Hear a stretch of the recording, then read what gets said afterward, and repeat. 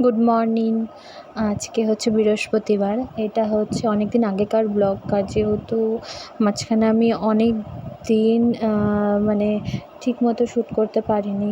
আর এছাড়াও আমি বাপের বাড়িতে এসেছি।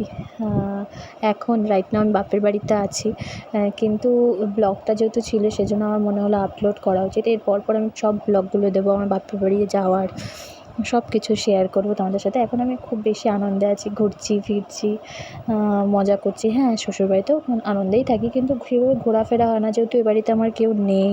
মানে আমার ছেলেটাকে রেখে কারো কাছে যাবো? এখানে তো অনেক লোকজন, রেখে যাওয়ার মতো লোকজন আছে, সেই জন্য।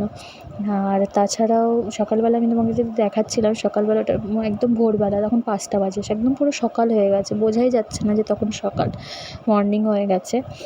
আর তখন আমি হাঁটতে বেরিয়েছিলাম, মানে মর্নিং ওয়াকে। এখন আমি আস্তে আস্তে বেরোচ্ছি, প্রতিদিন হয় না, তাও চেষ্টা করি যাতে ভালো করে মর্নিং ওয়াকে বেরোতে পারি।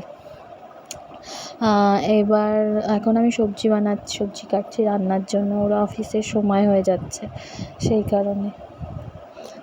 আর হচ্ছে আমি না রাত্রেবেলায় সবজি টবজি সব কেটে রাখি, কিন্তু এখন মানে আজকে হয়তো কোনো কারণের জন্য রাত্রেবেলা কাটতে পারিনি, সেজন্য সকালে কাটছি। সকালে কাটলে না অনেকটা দেরি হয়ে যায়, খাবার কেটে রান্না করা, সবজি কেটে রান্না করা, হ্যাঁ একটু চাপের আর কি, কারণ ওর অফিস থাকে।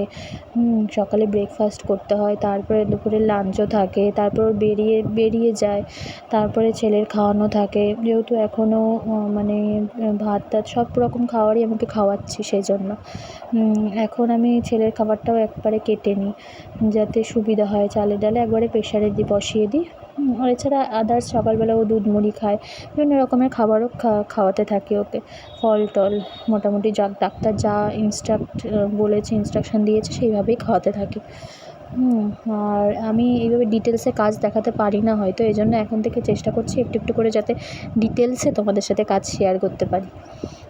দেখো, আর কী হয় বলো তো, বেশি যদি মানে বটি দেওয়া থেকে অন্যদিকে তাকাই না, হাত কেটে যাওয়ার সম্ভাবনা থাকে।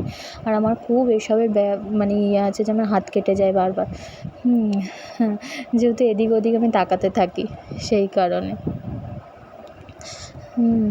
দেখো, আমি মন দিয়ে যেন সবজি কাটছি, বেশি এদিক ওদিক তাকাচ্ছি না।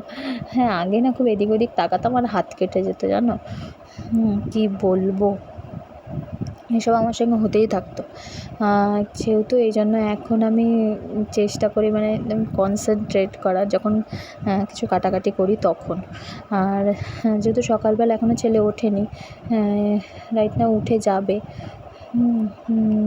খুব এখনই উঠে যাবে, কান্নাকাটি চলছে, শুরু করছে, তো সেই জন্য। আর হচ্ছে